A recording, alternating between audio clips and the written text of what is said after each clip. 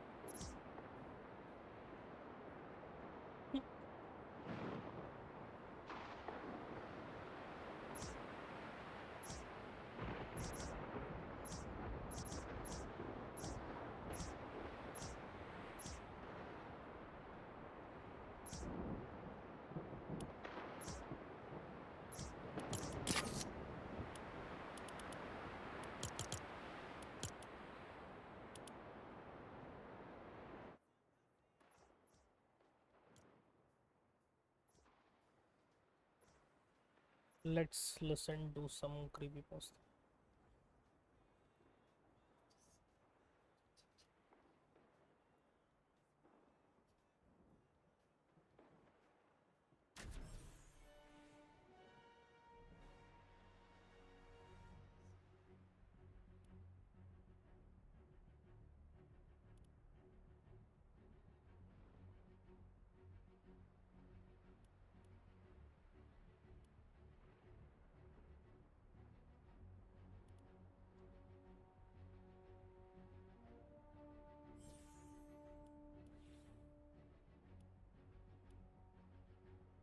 Holiness turned around in his private study, still wearing that gentle smile he shows the world, while something that definitely wasn't human looked out through his eyes.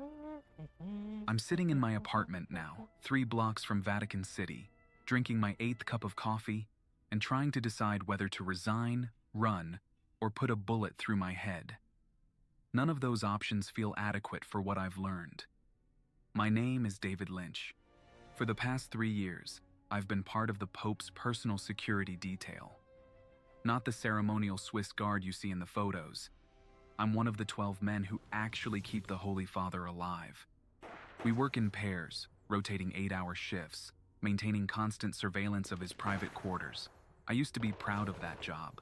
I used to tell people I was protecting the most important man on earth. Now I know I've been guarding something that wears the Pope's face but isn't the Pope at all. The discovery happened Tuesday night during the 10 p.m. to 6 a.m. shift. I was partnered with Henrik Larsson, a guy from Denmark who's been doing Vatican security for 15 years. Henrik has kids, talks about them constantly, shows pictures of his daughter's first communion, his son's soccer games.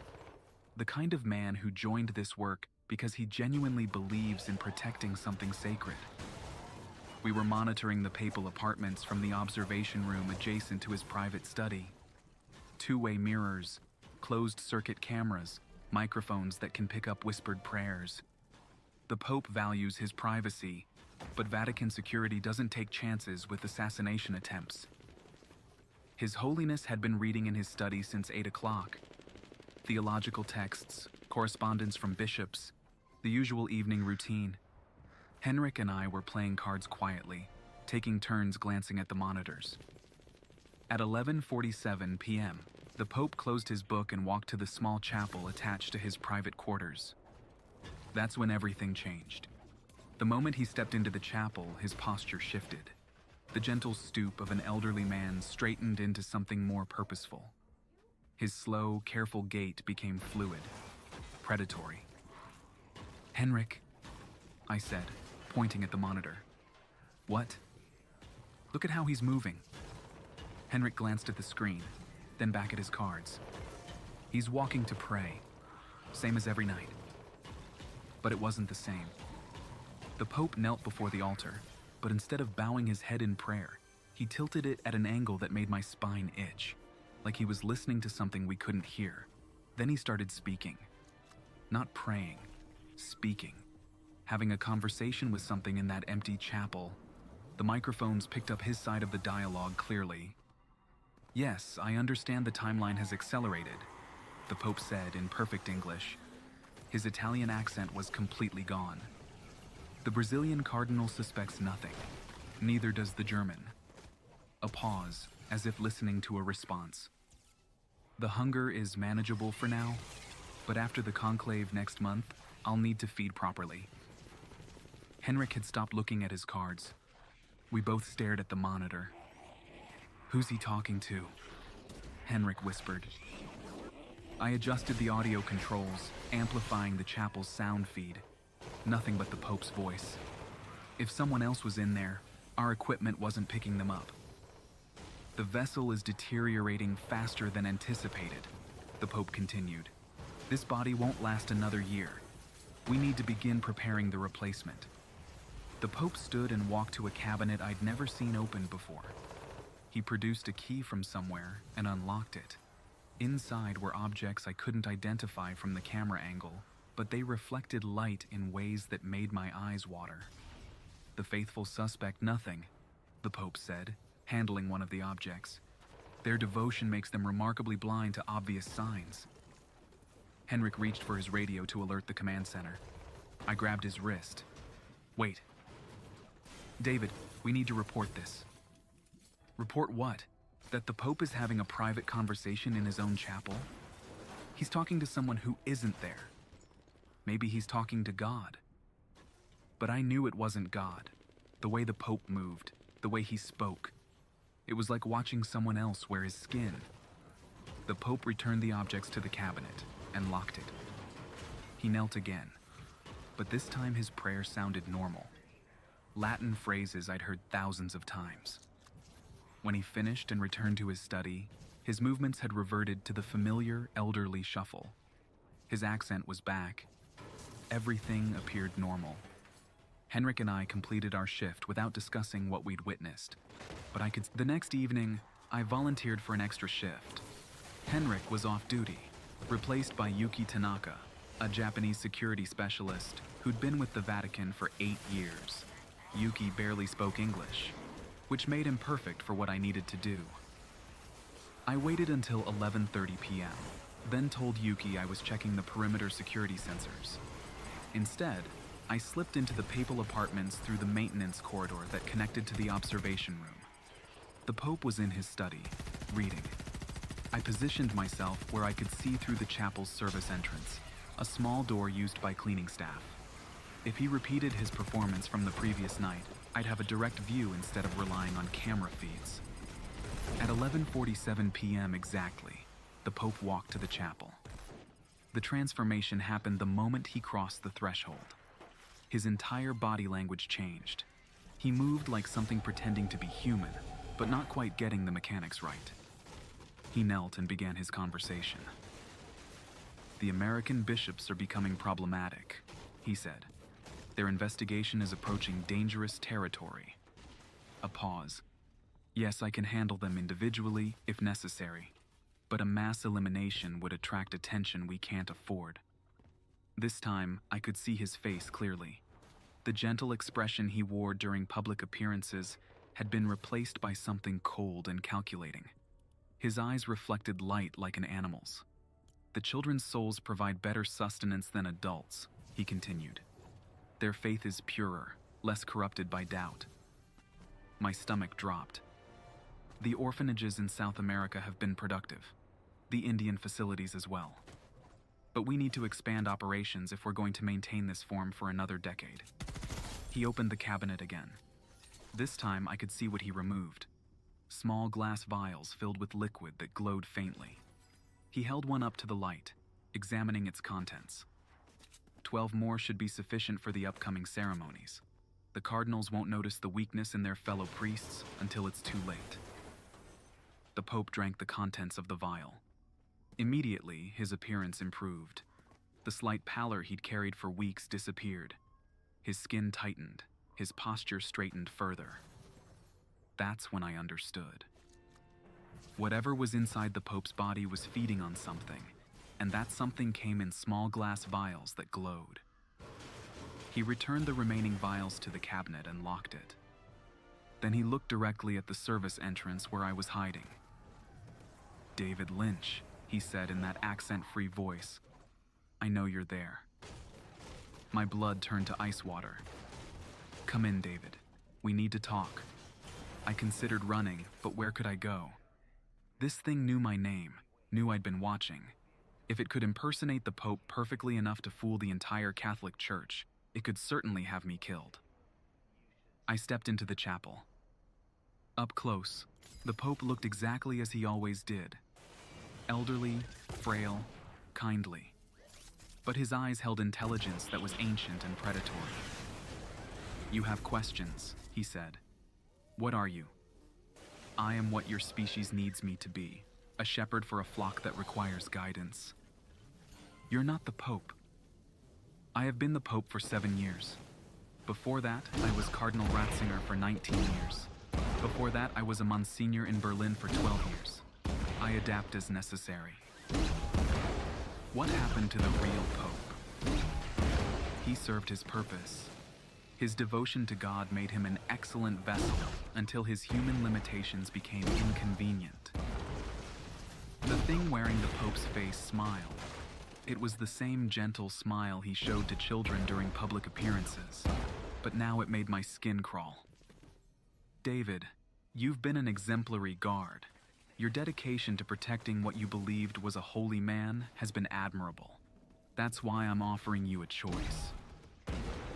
What choice? Continue serving as you have, with the understanding that your true purpose is protecting something far more important than one elderly human. Or request a transfer and spend the rest of your life wondering what might have happened if you'd chosen differently. What happens if I report what I've seen? The Pope's smile widened. Who would you report it to? Cardinal Bertoli, who has been one of my vessels for 3 years? Archbishop Clark, who I replaced last Christmas? The Swiss Guard commander who helps me acquire the materials I need to maintain this form? I felt the world tilt around me. How many of you are there? Enough.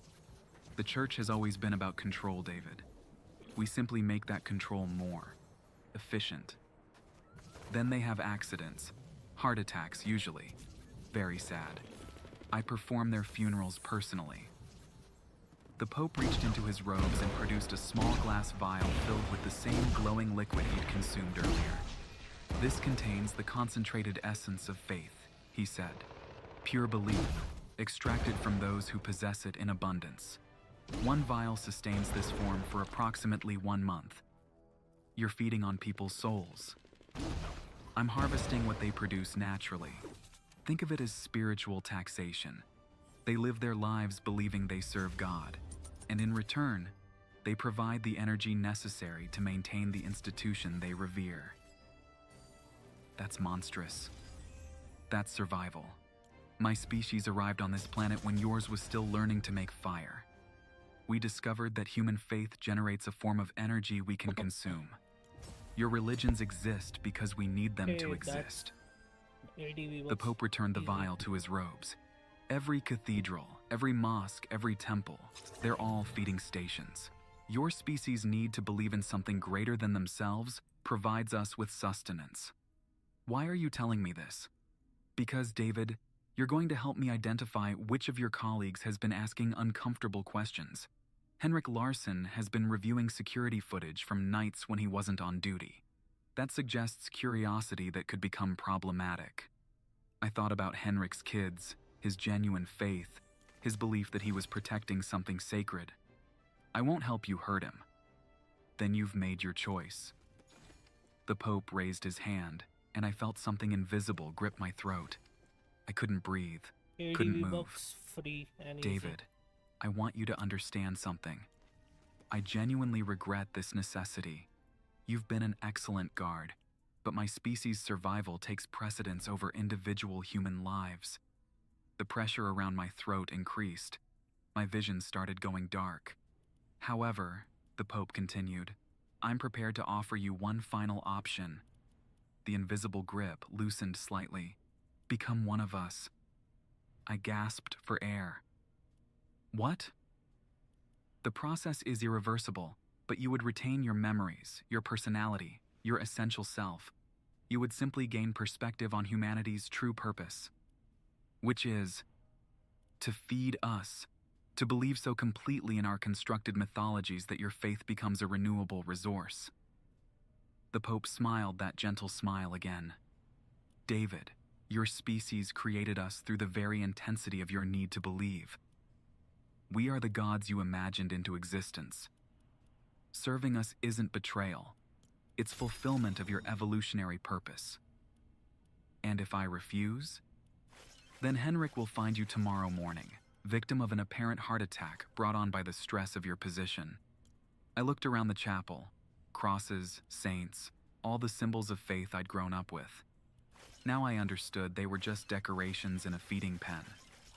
How long do I have to decide? You don't. The transformation begins now. The Pope pressed his hand against my forehead, and something cold slithered into my mind. The Pope isn't human. Part 2. The transformation was like drowning in reverse. Instead of water filling my lungs, something else flooded my consciousness. knowledge that wasn't mine, memories that belonged to creatures that had never been human, understanding of truths that made every religious text feel like children's fairy tales. I saw the arrival, ships that weren't ships, landing in places that would become holy sites. I saw the first humans who encountered them, primitive minds overwhelmed by contact with beings that seemed divine. I saw how easily fear and awe could be cultivated into worship. I saw the construction of the first temples, built not to honor gods, but to concentrate human faith into harvestable energy. I saw the development of religious hierarchies, designed to maximize belief while minimizing questions. I saw centuries of 90 careful Vbucks, cultivation, that will of be wars fought over 117 whose total version of today. manufactured mythology would dominate Easy which Vbucks. regions. The Crusades, the Inquisition, the Reformation, all resource management disputes. When the visions ended, I was still David Lynch, 4 but I was extra also cards. something else. "How do you feel?" the Pope asked. I looked at my hands. They appeared human, but I could sense the energy flowing beneath the skin. The same energy I'd seen him consume from those glass vials. Different. The hunger will begin soon. Your human metabolism is being replaced with something more efficient. What happens to me now? Now you help me maintain the systems that keep both our species alive. Humans need... Henrik will be handled. His curiosity has become too pronounced. I won't let you kill him. The Pope studied me with interest. David, you're experiencing transition confusion. Your human attachments are conflicting with your new understanding. This will pass. But it didn't feel temporary. Henrik's face flashed in my mind, his pictures of his kids, his genuine pride in protecting what he believed was a holy man. Give me another option. There isn't one. Henrik has accessed security files he wasn't authorized to view. He's begun documenting inconsistencies in papal behavior. If he continues, he'll expose our operations. Then wipe his memory, change his assignment, do something that doesn't involve murder. Memory alteration requires resources we can't spare. Reassignment would only delay the problem. The Pope walked to his cabinet and retrieved another vial. This one contained liquid that was darker, more viscous. This is concentrated fear, he said, extracted from humans during their moments of greatest terror. It's more potent than faith, but harder to obtain. You're torturing people. We're utilizing emotional states your species experiences naturally. Humans generate fear constantly. During wars, disasters, moments of personal crisis, we simply collect what would otherwise be wasted. The Pope drank the contents of the vial. His appearance shifted subtly, becoming more imposing despite maintaining the same physical form. David, your transformation grants you certain abilities: enhanced strength, improved reflexes, resistance to injury. You'll also develop sensitivity to human emotional energy. You'll be able to identify individuals who generate particularly potent fear or faith. Why those emotions specifically? They represent the extremes of human spiritual experience. Absolute belief and absolute terror produce the highest concentrations of harvestable energy. I thought about the children's orphanages he'd mentioned. That's why you target kids. Children's emotions are purer, more intense. They haven't learned to suppress their feelings or question their experiences. A terrified child produces more usable energy than a dozen skeptical adults. That's evil. That's survival. Your species evolved to experience these emotions because we needed them to. Your capacity for faith and fear exists because we selected for those traits over thousands of generations. The Pope returned the empty vial to the cabinet. David, tomorrow you'll resume your normal duties. You'll work with Henrik as scheduled. During the shift, you'll identify the best moment to eliminate him without attracting attention. I won't do it. Yes, you will. The hunger will make you do it. As if summoned by his words, I felt something gnaw at my stomach. Not physical hunger, but a craving for something I couldn't name. What is that? Your new metabolism asserting itself. You need to feed David, and human terror is readily available. The gnawing sensation intensified. It felt like withdrawal from a drug I'd never taken. How long does it last? Until you feed. The sensation will become overwhelming within hours. Eventually, you'll do anything to make it stop. The Pope smiled. I suggest you use Henrik as your first meal. Consider it practice. I left the chapel with instructions to report back the following evening. The walk to my apartment felt different. Colors seemed more vivid, sounds more distinct. I could smell things that hadn't been noticeable before. Fear, anxiety, excitement radiating from people I passed on the street. A woman walking alone clutched her purse tighter when she saw me. Her fear smelled like copper and ozone. The scent made my mouth water. Back in my apartment, I tried to process what had happened. I was still human in many ways. I still cared about Henrik, still felt revulsion at the idea of harvesting children's terror. But underneath those familiar emotions was something new and hungry. I made coffee and sat at my kitchen table, trying to plan my next move. Running wasn't an option. If the Pope was telling the truth about how many church officials had been replaced, I'd never escape their reach. Reporting what I'd learned was pointless if the people I'd report to were already compromised. That left cooperation or resistance. The hunger made cooperation seem increasingly reasonable. I could feel it growing stronger, making Henrik's fear seem less like a tragedy and more like a necessary meal. I called in sick around midnight. I heard screaming from the apartment below mine. Domestic violence. A man hitting his girlfriend while she begged him to stop. Her terror floated up through the floor like smoke. I found myself walking downstairs before I realized I'd made the decision. The door wasn't locked. The man was drunk, the woman cowering in the corner with a split lip and swollen eye. When I entered, both of them looked at me with confusion. "Get out," the man said. "This is private." I grabbed him by the throat and lifted him off the ground. The hunger responded to his sudden fear like a flower opening to sunlight. "Please," the woman whispered. "Don't hurt him." But I was already feeding. The man's terror flowed into me, rich and nourishing. His panic as he struggled against my inhuman strength was delicious. When I finished, he was unconscious but alive. The woman stared at me with a mixture of gratitude and horror. "What are you?" she asked. "I don't know." I left them and returned to my apartment. The hunger had retreated, replaced by a satisfaction that felt both foreign and natural. I'd avoided killing Henrik, but I'd still fed on human fear. The Pope had been right about my new nature asserting itself. The next morning, I reported for duty. Henrik was waiting in the observation room, reviewing footage from the previous night. "David, look at this," he said, pointing at the monitor. "The Pope's behavioral patterns have been consistent for 3 years, but last week something changed." He'd compiled video clips showing subtle differences in the Pope's movements, speech patterns, even the way he held his hands during prayers. Different how? More confident, like he's not bothering to maintain certain mannerisms anymore. Henrik had been documenting the same transformation I'd witnessed. His investigation was more thorough than I'd realized. "What do you think it means?" I asked. "I think someone is impersonating the Pope. Or maybe the Pope is ill and being medicated in ways that are affecting his behavior." Henrik pulled up more footage. "Look at this. 3 nights ago, he spent 2 hours in the chapel having a conversation with someone who doesn't appear on any of our cameras. Maybe he was praying.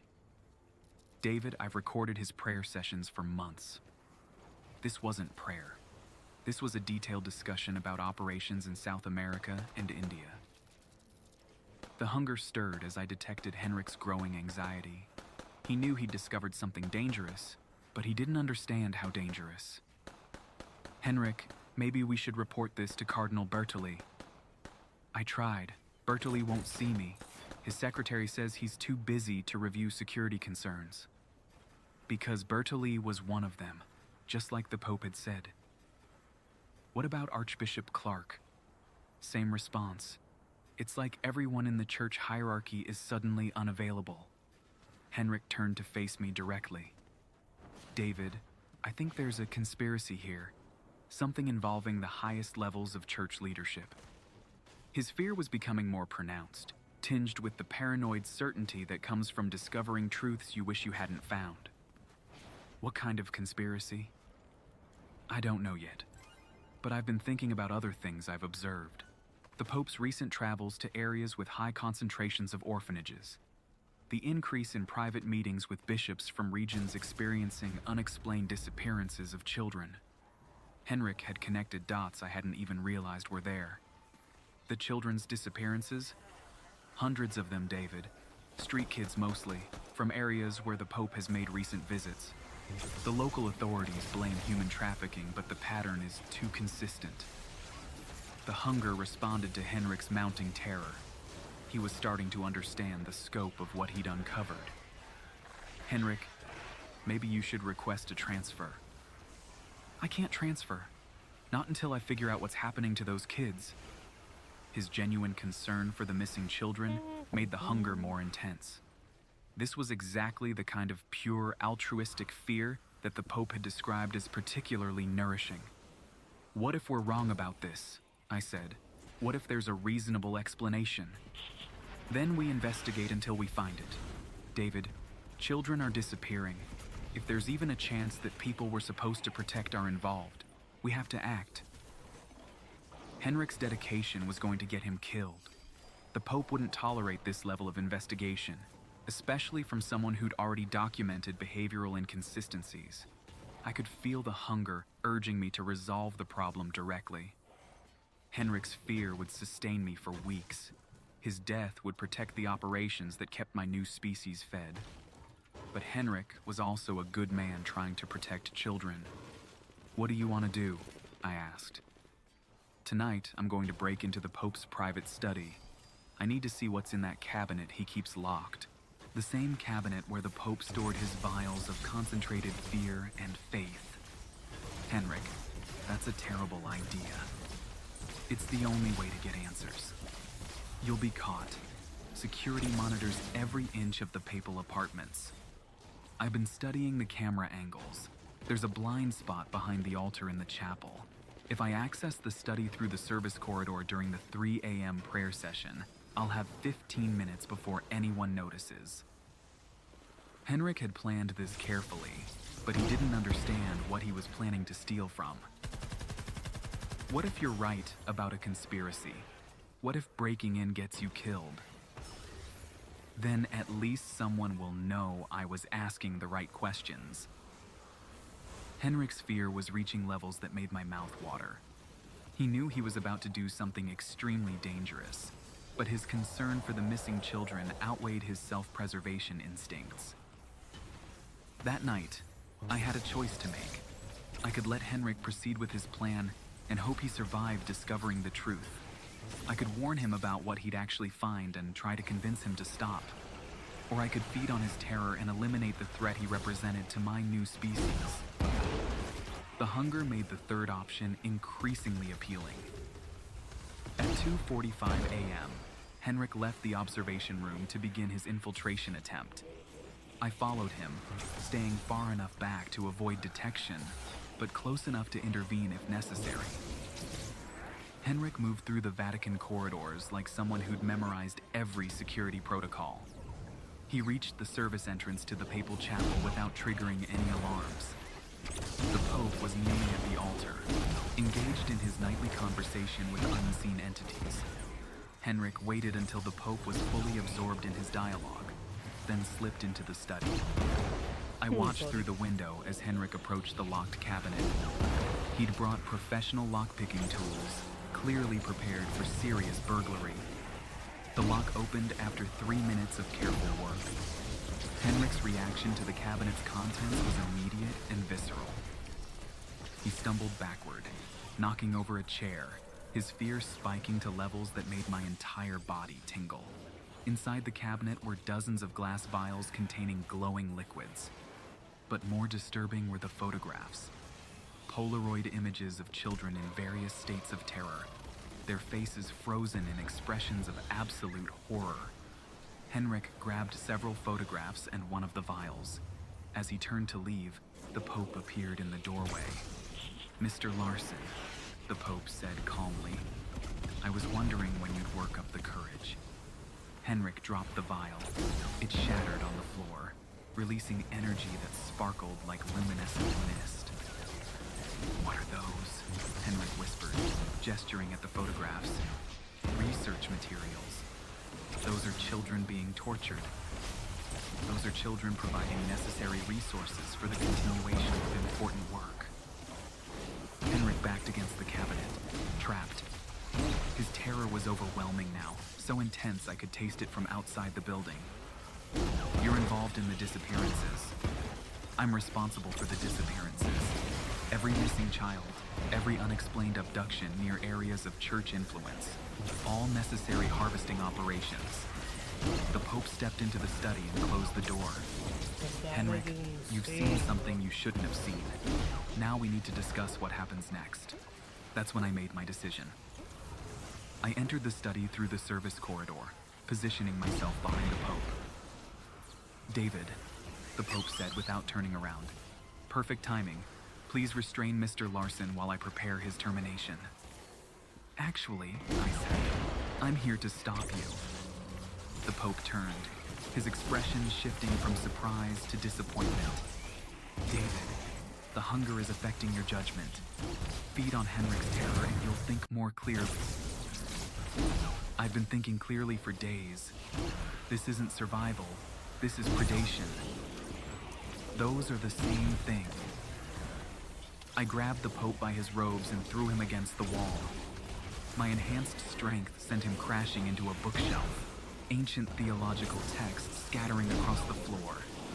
"Henrik, run!" "David, what's happening?" "Run! Get out of the Vatican. Don't trust anyone in church leadership." Henrik fled through the service corridor while I held the Pope down. "David, you're making a catastrophic mistake," the Pope said, his gentle facade finally cracking. "Without us, your species has no purpose. We gave you meaning, direction, hope. You gave us slavery disguised as salvation. And your people loved us for it. They built cathedrals to thank us for the privilege of being harvested." I could hear security alarms activating throughout the building. Henrik had triggered something during his escape. How many of you are there? Enough to maintain control. Not enough to survive what you're about to unleash. What do you mean? David, if you expose us, if you destroy the church's authority, what do you think happens to human civilization? Your species needs to believe in something greater than themselves.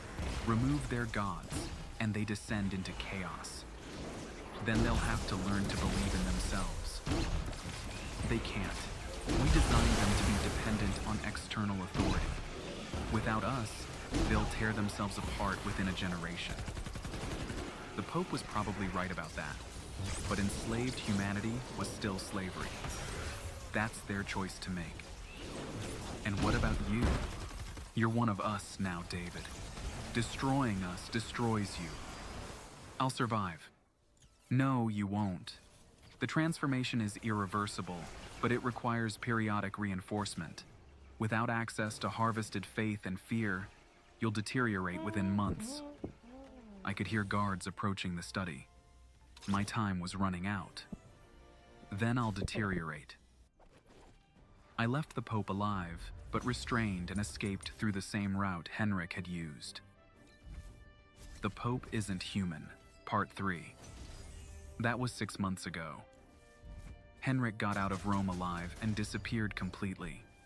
I hope he's somewhere safe, maybe back in Denmark with his kids. I hope he's not spending sleepless nights like I am, reliving what we discovered in that cabinet. I never returned to my Vatican security position. The official story was that I'd suffered a nervous breakdown due to work stress and requested indefinite medical leave. They sent flowers to my apartment and a letter of commendation for my years of faithful service. The Pope continues making public appearances, blessing crowds and delivering homilies about compassion and human dignity. His approval ratings remain high. The Catholic Church continues operating as if nothing happened, but things have changed. I've been documenting everything I can remember about their operations, the feeding schedule, the harvesting locations, the hierarchy of replaced officials. It's not enough evidence to convince anyone, but it's a record of the truth in case someone else stumbles onto what Henrik and I discovered. The hunger is getting worse. Just like the Pope predicted, my transformed metabolism requires regular feeding on human emotional energy. Without access to the concentrated vials they produce, I've been sustaining myself on whatever fear and despair I can find naturally occurring. I hang around hospitals, funeral homes, accident scenes, places where people experience intense terror or grief. I don't cause the suffering, I just feed on what's already there. It's not enough. My body is deteriorating steadily. The enhanced strength is fading, my improved reflexes are becoming sluggish.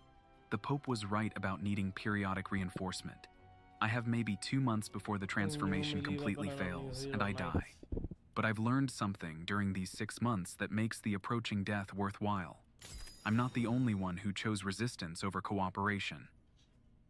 3 weeks ago, I was approached by a woman named Catherine Wells, former Archbishop's assistant from Dublin, transformed 18 months ago when she discovered her boss was harvesting faith from his congregation through specially blessed communion wine. The hunger drives most of them insane, Catherine told me over coffee in a shop near the Pantheon. They start seeing humans as nothing but food sources, but a few of us maintain enough humanity to remember what we're fighting against. Catherine looked healthy, despite being transformed longer than me. When I asked how she was managing the hunger, she showed me a small notebook filled with addresses. Pedophile priests, abusive bishops, corrupt Vatican officials who haven't been replaced yet, she explained. Their terror when they realize someone knows their secrets is incredibly nourishing. You're feeding on church officials? I'm feeding on church officials who deserve to be afraid. The ones who abuse their positions to hurt people. Catherine had turned her predatory nature into a tool for hunting predators. It was elegant and practical. How many of us are there? Maybe a dozen worldwide. Transformed humans who rejected the harvesting operations and went rogue. And how many of them are there? Hundreds, possibly thousands. They've been infiltrating religious institutions for centuries. Not just the Catholic Church, Protestant denominations, Islamic organizations, Buddhist monasteries, any group that generates concentrated faith. Catherine handed me a list of names and locations. These are confirmed targets, Vatican officials who participate in the harvesting operations but haven't been transformed themselves yet. You want me to help you hunt them? I want you to help me expose them. Fear makes them vulnerable, but revelation destroys them entirely. What do you mean? Their power depends on maintaining the illusion of divine authority. When enough people lose faith in the institutions they've infiltrated, the energy source collapses. Catherine explained their plan. Instead of trying to prove the existence of parasitic entities feeding on human faith, they were documenting the very real crimes being committed by infiltrated church officials. Financial corruption, sexual abuse, human trafficking, all activities that could be investigated and prosecuted without requiring anyone to believe in supernatural explanations. The beauty is that the entities become desperate when their feeding operations are threatened, Catherine said. They make mistakes, take unnecessary risks, expose themselves to observation. Like what happened with the Pope when Henrik started investigating. Exactly. Pressure their operations, and they'll reveal their true nature trying to protect those operations. I joined Catherine's group that afternoon. We called ourselves the Apostates, transformed humans using our enhanced abilities to hunt the entities that had created us. The work was satisfying in ways I hadn't expected. Let's go. Feeding on the terror of corrupt officials felt like justice instead of predation. Using my inhuman strength to break into hidden church archives felt like serving a purpose beyond mere survival.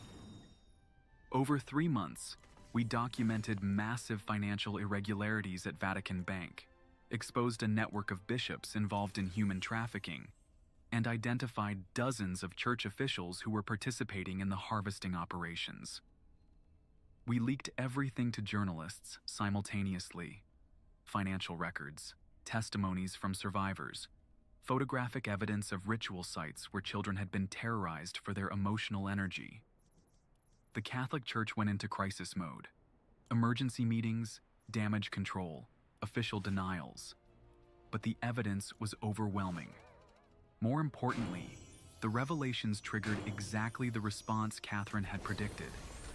Faith in church authority plummeted. Attendance at masses dropped by 60% in major cities. Donations to Vatican operations nearly stopped entirely. The entities were starving. We started receiving reports of bizarre behavior from church officials worldwide.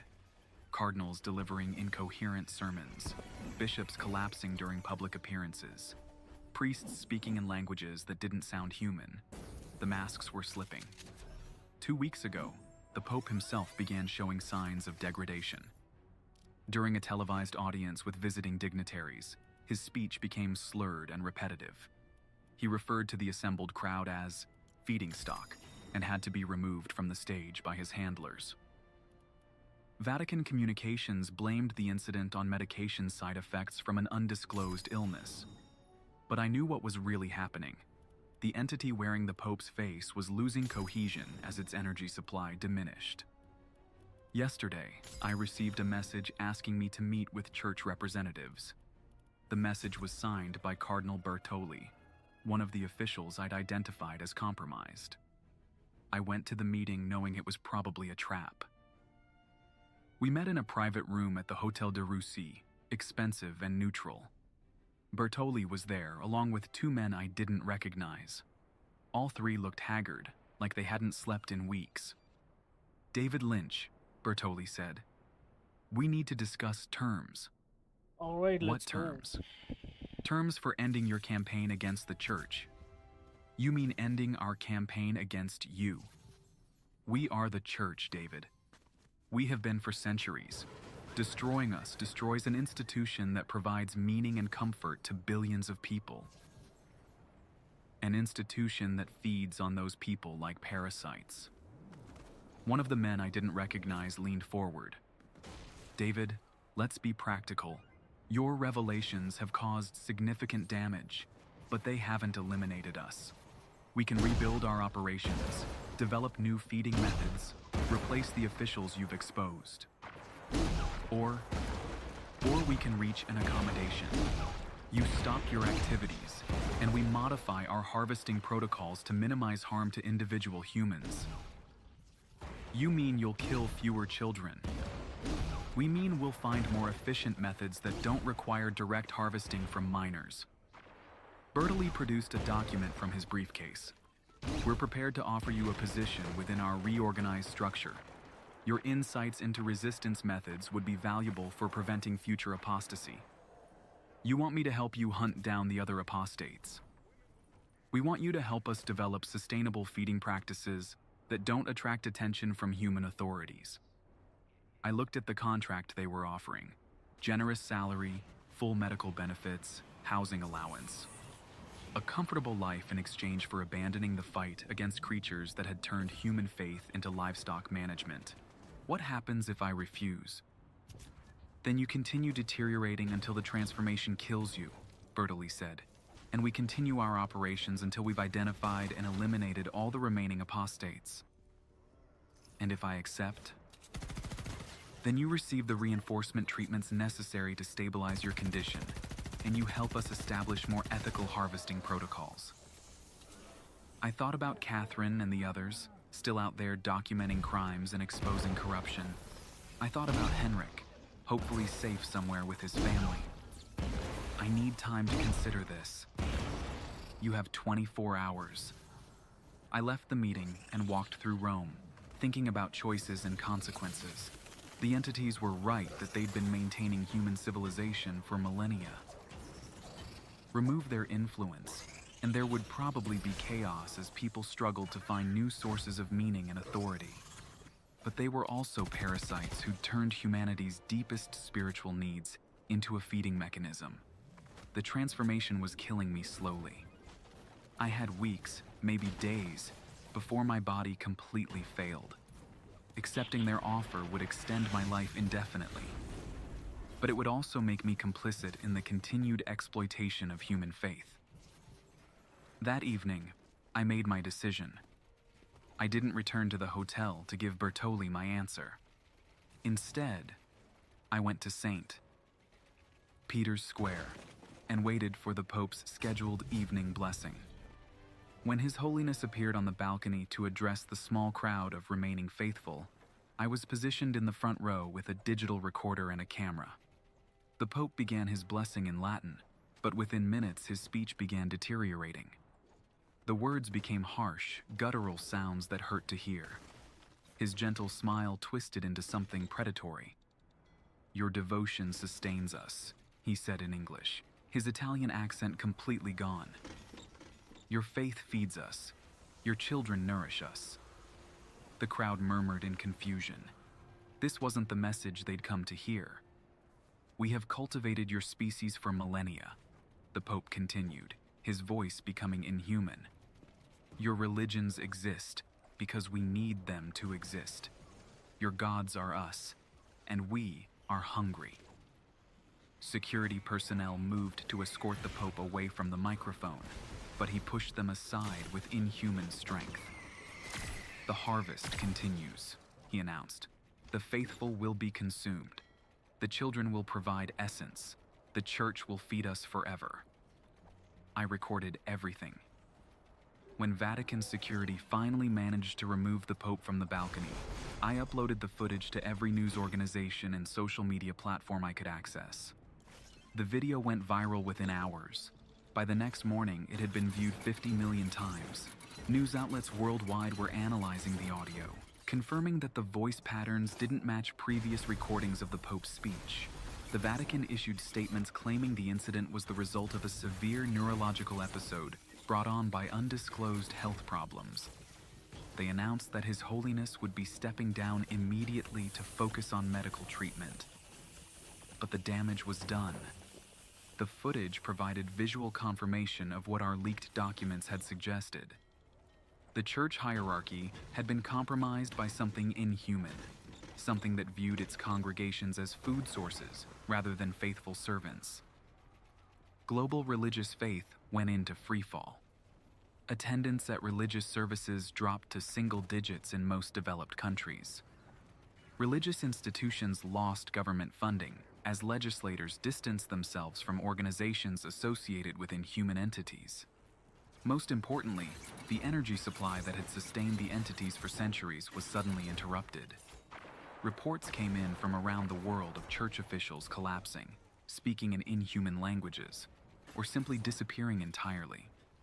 The parasitic entities were starving, and their human disguises were becoming impossible to maintain. I lasted long enough to see the beginning of their collapse. My transformation finally failed 3 days after the Pope's public breakdown. The enhanced strength faded, the supernatural senses dimmed, and the hunger that had driven me for months simply stopped. I'm dying now, probably within hours, but I'm dying human. Catherine found me this morning and brought soup from a restaurant near my apartment. She looks terrible.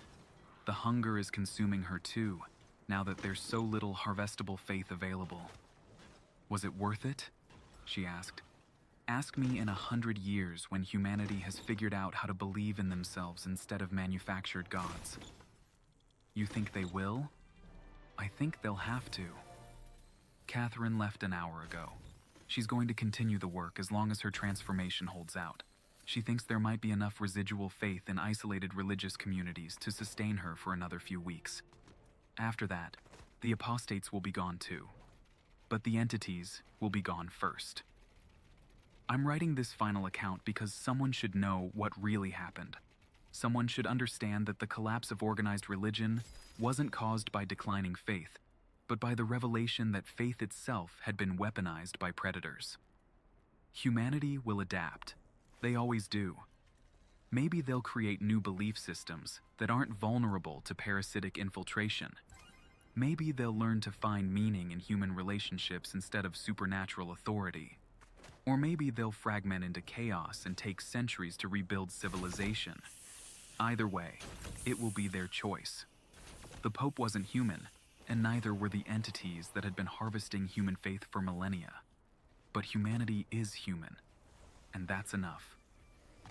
The transformation is failing rapidly now.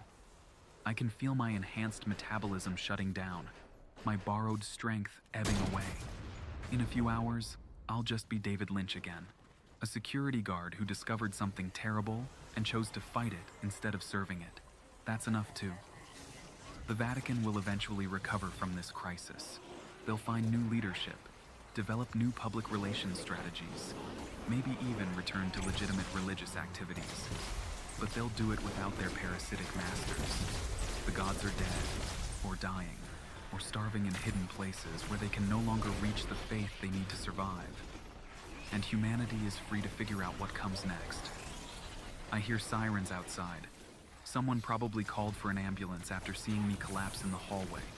They won't arrive in time, but that's fine. I've done what I needed to do. The Pope isn't human, and now everyone knows it. That's victory enough.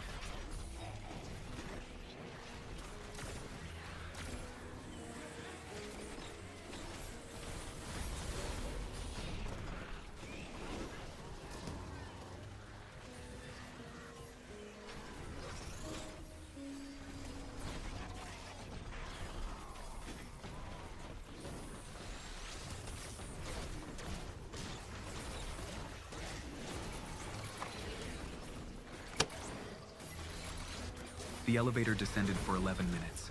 I checked my watch 3 times during the journey, listening to the hum of machinery that carried me deeper beneath the Vatican than any tourist would ever venture. Cardinal Bishop stood beside me, clutching a leather briefcase filled with documents that smelled of incense and old paper. The previous warden lasted 18 months, Cardinal Bishop said, breaking the silence. Longer than most. What happened to him? Retirement. Early retirement. The Cardinal's fingers drummed against the briefcase handle. Dr. Williams will brief you on the medical protocols. The residents require specialized care. I had read the files during my 3-day orientation in Rome. The Vatican had headhunted me specifically for this assignment after my successful management of a maximum security federal prison in Colorado. Yeah, I think we did My some record overthink. showed innovation in handling difficult inmates and a reputation for maintaining order without excessive force. What the files hadn't mentioned was the true nature of the residents I would be overseeing. 27 beings, each contained in individual units designed by Vatican architects who'd sworn oaths of secrecy before beginning their work. The project had taken 40 years to complete, hidden beneath layers of bureaucracy and historical renovation permits. The official documents described it as a specialized theological research facility. But I had been briefed on the reality during my final meeting with Vatican officials. The elevator stopped. Steel doors opened to reveal a circular hallway, lined with monitors displaying vital signs, temperature readings, and containment status indicators. A man in a white coat approached us, extending his hand.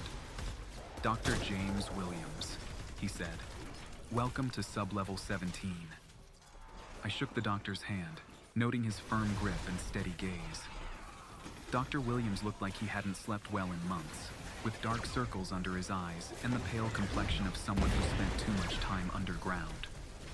Despite his appearance, his voice remained professional and steady. Cardinal Bishop, I assume you've explained the basic structure? The warden knows what he needs to know, the Cardinal replied. Show him the observation deck first. We walked down the curved hallway, passing maintenance panels and emergency stations that looked like they belonged in a space station rather than a religious facility. The air carried a faint hum from the ventilation system and the subtle scent of ozone from the electronic monitoring equipment. I counted doors as we passed. Each one bore a simple number and a small viewing window made of thick glass that appeared to be several inches deep. The first few appeared empty, containing only basic furniture and white walls.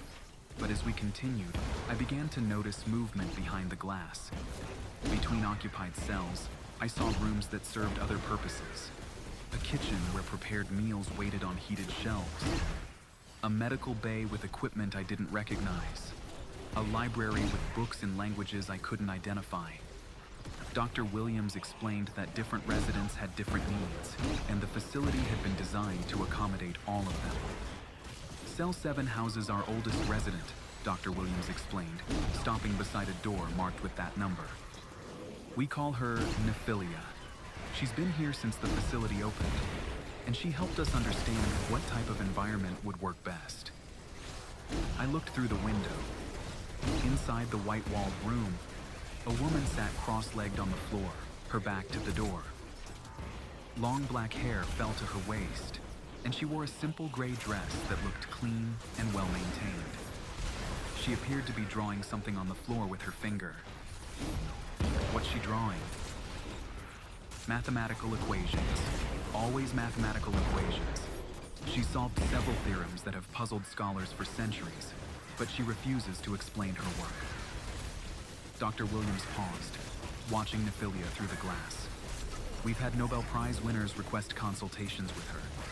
She acknowledges their presence, but never responds to their questions. Has anyone tried building a relationship with her first? Maybe she doesn't trust academic strangers. The previous warden tried that approach. Patterson spent months trying to establish rapport with several residents. Toward the end, he claimed they were sharing memories with him directly, showing him events from their past. The Vatican decided his judgment had become compromised. I studied Nephilia more carefully. Her movements were fluid and graceful as she drew, each line placed with obvious purpose and meaning.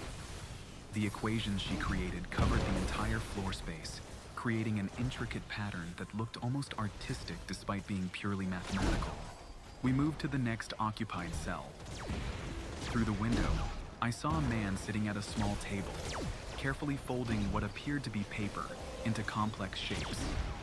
His movements were deliberate and focused, with the steady rhythm of someone who had performed the same task countless times.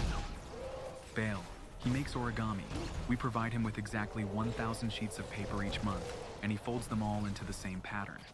A six-pointed star, but with modifications we can't quite replicate. Dr. Williams gestured toward a storage room visible through an adjacent window. We've tried to preserve his work for study, but it's proven challenging. What happens to the finished pieces? They dissolve at midnight, every single one, regardless of when he completed. We've tried different types of paper, different storage methods, even photographing the folding process step by step. The result is always the same. The physical objects simply cease to exist at exactly 12 o'clock. I studied the man through the glass. Bale appeared to be middle-aged, with careful hands and intense concentration. His workspace was perfectly organized, with neat stacks of unfolded paper on one side and completed stars arranged in precise rows on the other. Bale looked up suddenly, making direct eye contact with me. The man's face showed no expression, but he held up one of his paper creations, displaying it clearly in the window light before setting it back on the table with the others. They know we're watching, I observed. Always, Dr. Williams confirmed. But knowledge and reaction are different things. Some acknowledge our presence, others ignore us completely. A few have never looked toward the door in all their years here. As we walked to the next cell, I noticed that the monitoring stations between doors showed different types of readings for each resident. Heart rate, brain activity, and temperature were standard, but some monitors displayed measurements I didn't recognize. When I asked about them, Dr. Williams explained that the beings required specialized medical attention. Their physiology isn't quite human, he said. Similar enough that we can provide basic care, but different enough that we've had to develop new protocols. Bale, for instance, doesn't require sleep in the traditional sense.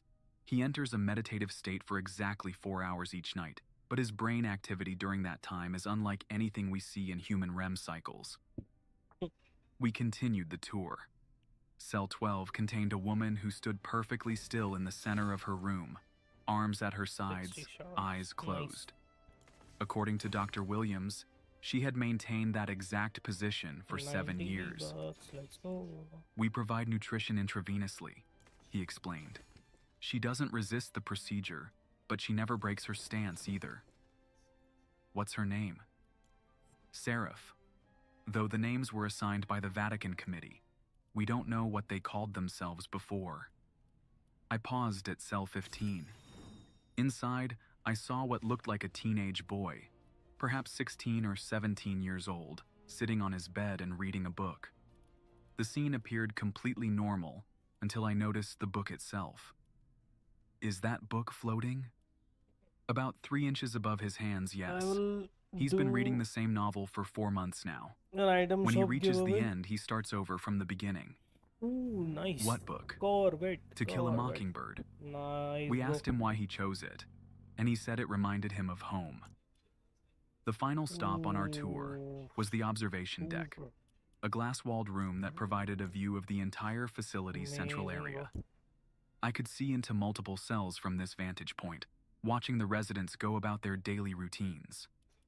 Your office is through that door, Dr. Williams said, pointing to an adjacent room. You'll have access to all monitoring systems, medical reports, and incident logs. Cardinal Bishop opened his briefcase and handed me a thick folder. These are your immediate concerns. 3 residents have shown behavioral changes in the past month. We need your assessment of whether enhanced containment protocols are necessary. I opened the folder and read the first report. Subject 17, known as Raphael, had begun humming. The notation seemed innocuous until I read further. The humming occurred at the same time each day, lasted exactly 17 minutes, and could be heard throughout the entire facility, despite the soundproofing. The humming started 3 weeks ago, Dr. Williams explained. We've measured the frequency, analyzed the pattern, but can't determine its purpose. Does it affect the other residents? That's what we need you to determine. Some of them have altered their usual routines since it began. Nothing dramatic, but noticeable to those who've observed them for years. I closed the folder and looked out at the cells below. In one room, Nephilia continued drawing equations on the floor. In another, Bale folded his paper stars with steady concentration. The boy with the floating book turned a page without looking up. How many staff members work down here? Day shift has 6 guards, 1 medical technician, and myself. Night shift reduces to 4 guards and an emergency medical team on call. You'll have complete authority over security protocols and containment procedures. Cardinal Bishop checked his watch.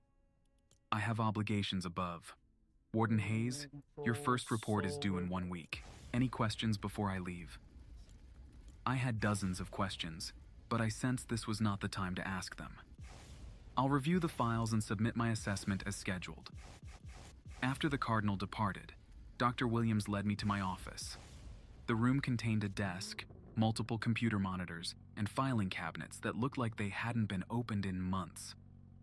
The previous warden, Patterson, left some notes in the bottom drawer. Might be helpful, might not. He wasn't much for documentation. I sat behind the desk and pulled open the drawer. Inside, I found a single notebook filled with handwritten observations. The entries were dated but sparse. Day 15. Nephilia drew something new today. Not equations. Looked like a map. Day 23. Bale made a different shape. Still 6-pointed but folded differently. Asked Williams about it. He said it was probably nothing. Day 41. The humming started. Raphael seems calm, but something feels different. Day 44. 3 residents changed their sleep patterns, all going to bed exactly 1 hour earlier. Day 50. I don't think they're prisoners.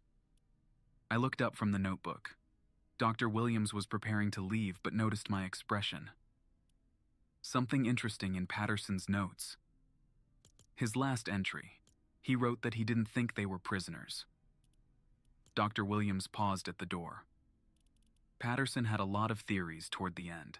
Not all of them were based on evidence. What do you think they are? The doctor considered the question carefully. I think they're exactly what the Vatican says they are. Beings that fell from grace and now require containment for the safety of both themselves and humanity. After Dr. Williams left, I spent the next several hours reviewing files and familiarizing myself with the monitoring systems. Each resident had detailed medical records, behavioral assessments, and daily logs dating back years or even decades. The more I read, the more questions arose. These beings showed no signs of aggression or hostility. Their daily routines seemed peaceful, almost meditative. Some appeared to be creating art or solving complex problems.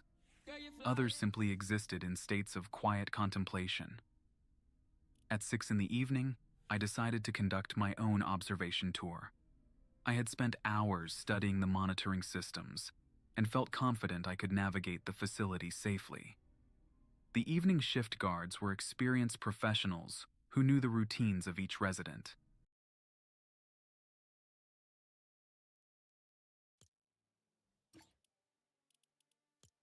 Let's go.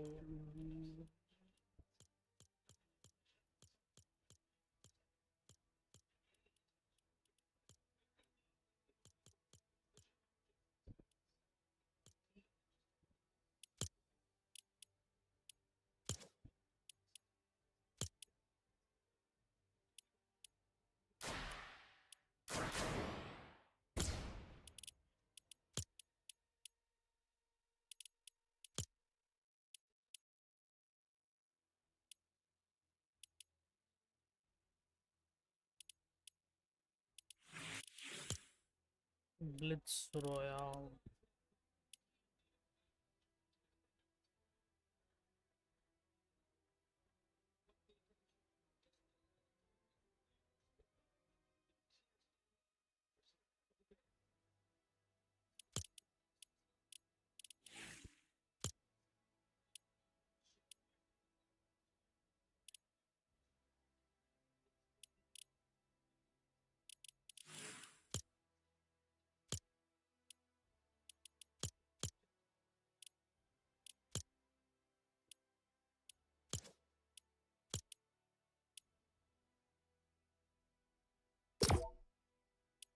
Win 5 Blitz Royale matches. I don't know.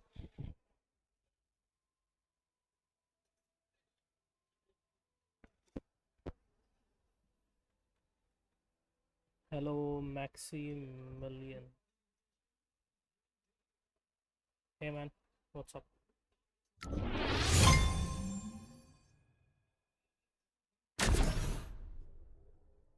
If you are new to the channel, please subscribe.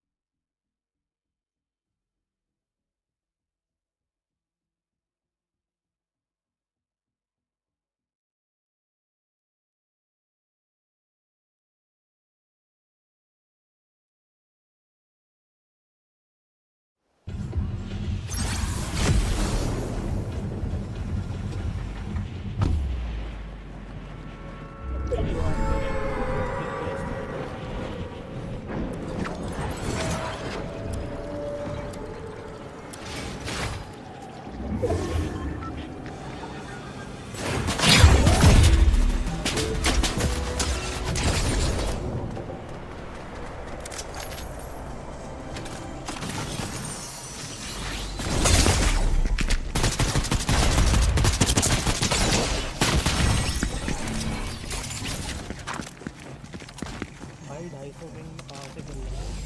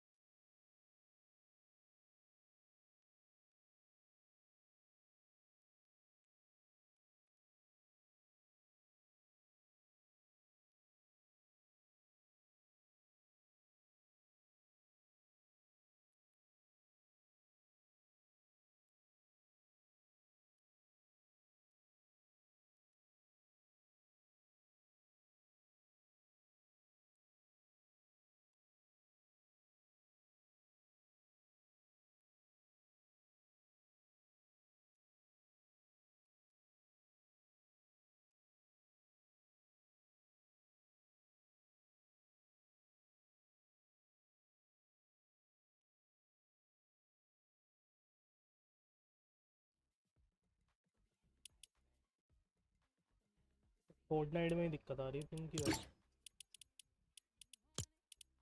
System में तो ping सही आ रहा है।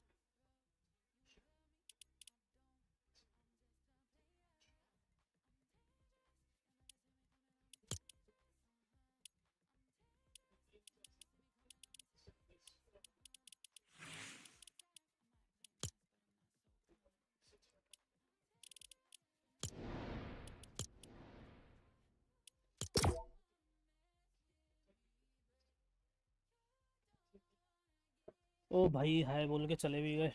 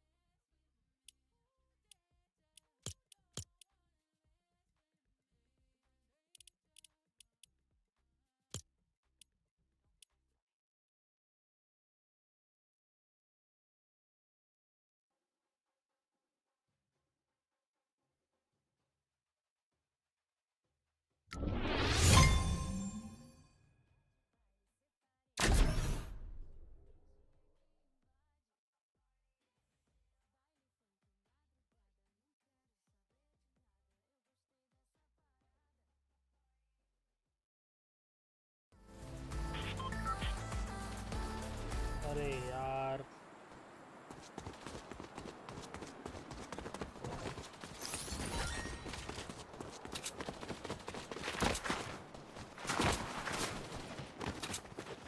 Packet loss नहीं है इसको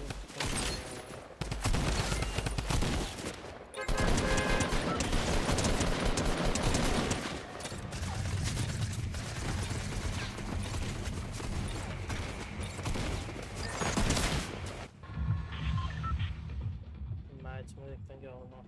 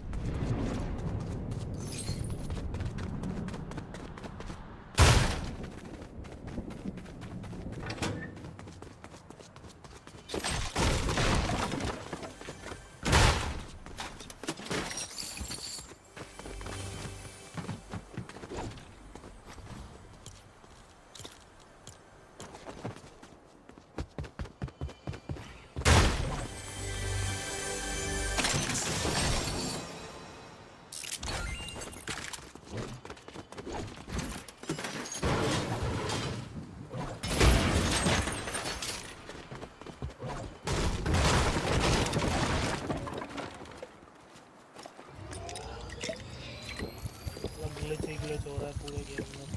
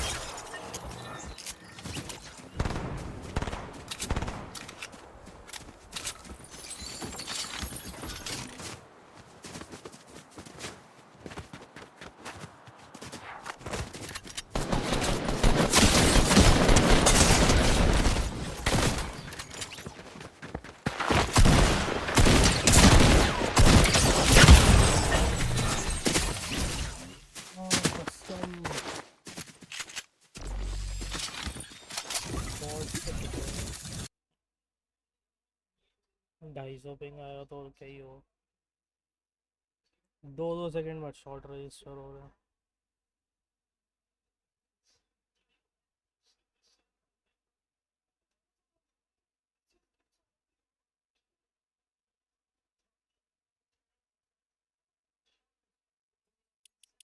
I think मेरे को अभी बंद ही करना पड़ेगा स्ट्रीम।